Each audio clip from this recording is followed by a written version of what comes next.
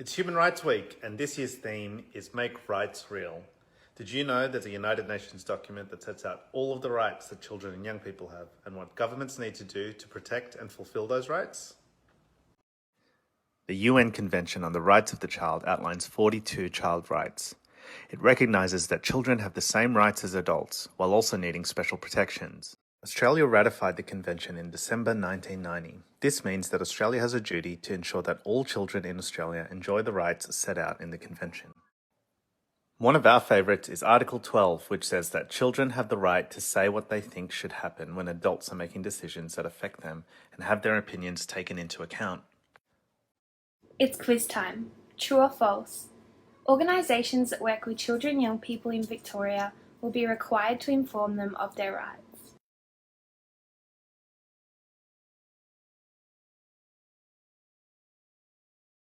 True. From the 1st of July next year, organisations working with children and young people in Victoria will be required to inform them about their rights, including to safety, information and participation.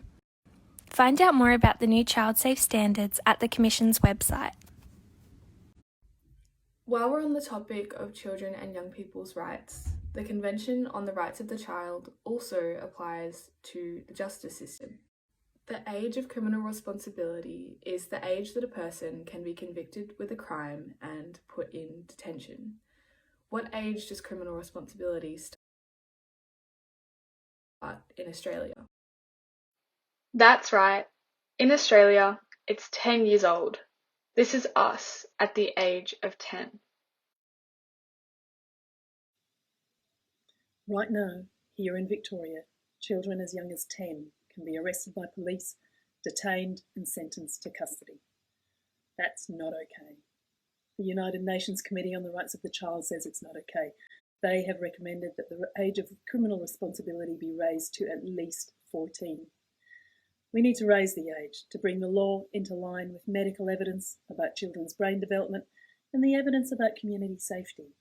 We need to raise the age to stop criminalising First Nations children and children with an experience of trauma. We need to raise the age to better respect and recognise children's rights. We need to raise the age to 14. We need to do it urgently. It's the right thing to do.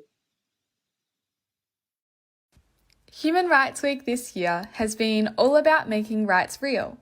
We hope that you have learnt more about children's rights and the responsibilities of organisations and governments to make them real. Find out more by following these links.